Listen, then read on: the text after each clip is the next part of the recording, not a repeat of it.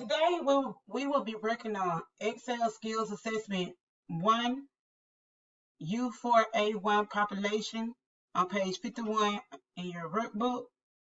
Scenario: you are working in the marketing department. Your company is going to test market a new product to see if it sells. The marketing campaign will initially target the 6 largest cities in the United States. You have been asked to prepare a spreadsheet and chart that shows the population in these cities. Step 1. Open a blank workbook in Excel and name it U4A1-Population with your last name. So you will open a blank workbook, File, Save As, browse to your E drive, and you will save it as U4A1-Population with your last name. Step 2. Type population statistics in cell A1. So you're going to find cell A1. You're going to type in population statistics and press enter. Step 3. Merge and center cells A1 through C1. Select A1, left click, drag to C1. Go to the alignment group and click on merge and center. Step 4. Format cell A1 with the header 1 cell style. A1 is already selected. You need to go to the styles group, click the more button, and select header 1 style. Step 5. Change the theme to Vapor Trail. Hint: you may need to scroll down to locate this option in the themes drop-down gallery. So what you would do is you would go to page layout. Themes is the first group. Click on the drop-down button under themes, and you're going to scroll until you find Vapor Trail. And click on Vapor Trail. Step 6. Type the following data in cells A3 through C9. So you need to find cells A3, and begin typing your data as it is in the book. So we're going to type our data.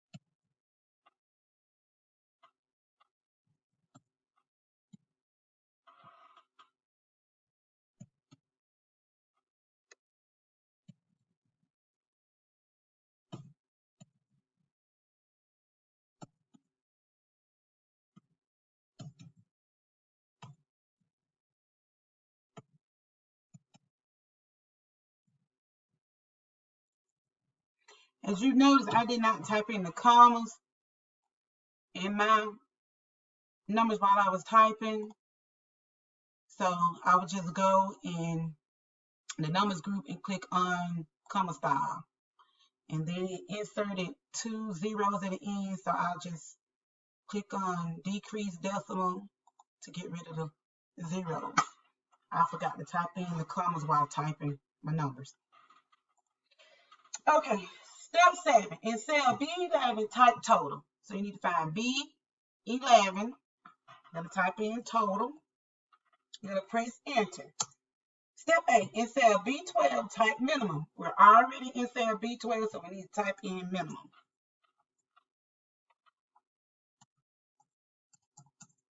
We're going to press enter. Step 9.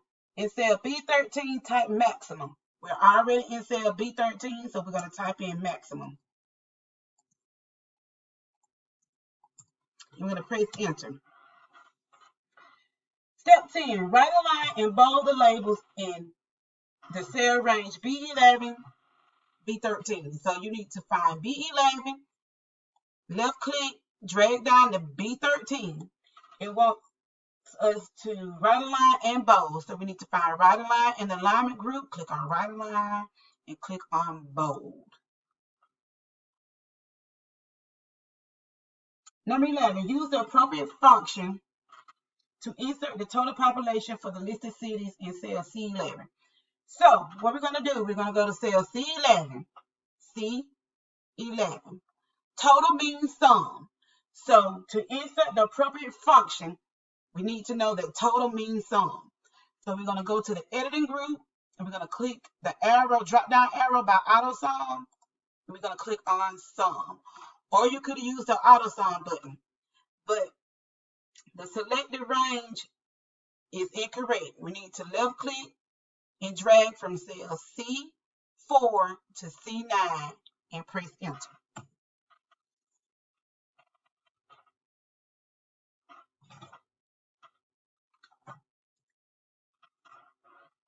Step 12, use the appropriate function to insert the lowest population in cell C12.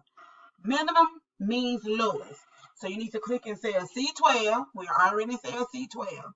And it wants you to insert the function that will find the lowest population in that range. So you will go in the editing group, click the drop down arrow by auto sum, and you're going to click on min. Min means minimum. And select the range of the information that you need to use in the function, which is C4, left click, drag down to C9 and press enter.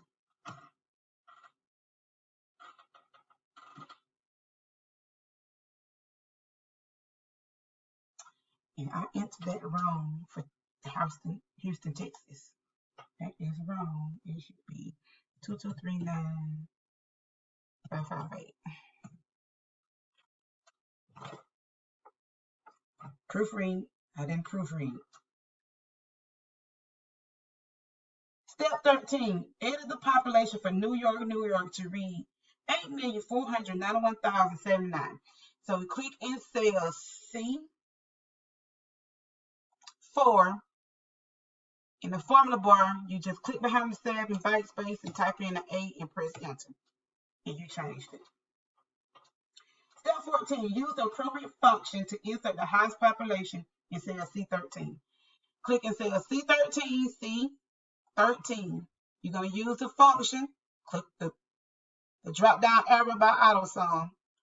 Max means maximum, which means the highest. So you click on max, select the range of the information you want to use, which is C9 through C4 through C9, and you're going to press enter. It selected the highest population using this information in column C under population. 15. Step 15. Autofit columns A, B, and C. Select columns. Left click A and drag over to C. And you're going to go to Format and click on Autofit column width.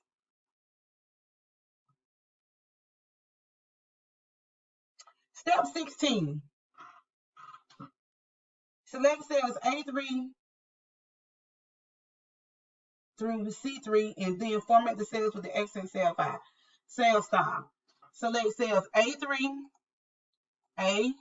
through C3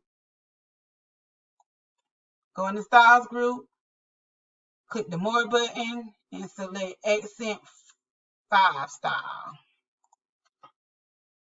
Step 17.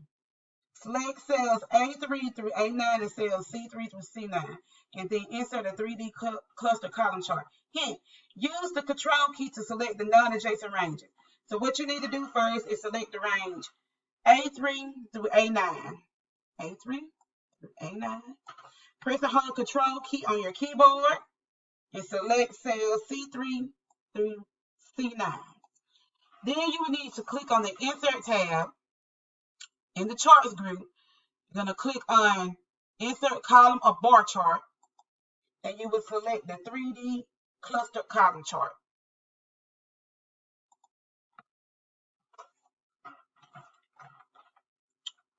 Step 18, change the chart style to Style 2. These are the chart styles. You need to put your mouse on each style until you find Style 2. It gives you a screen tip. Step 19, move the chart so that the top left corner of the chart is in cell E2. So you need to click on the chart, put your mouse on the chart. When it turns to a multi-head arrow with 4 arrows, 4 points, double click and drag the chart to cell E2.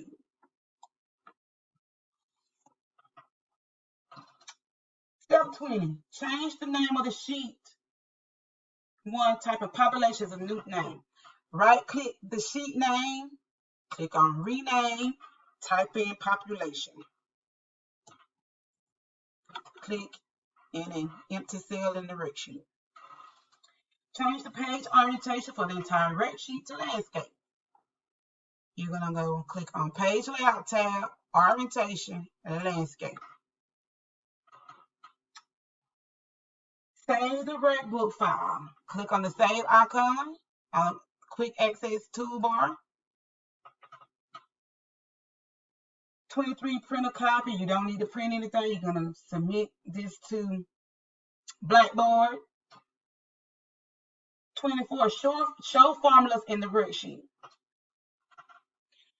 To show formulas on the worksheet, you can go to the Formulas tab and click on Show Formula. This is how I want you to save it. So I need for you to click on Save. And this is how you will submit this to Blackboard. I need to see the functions. Okay? And that's it.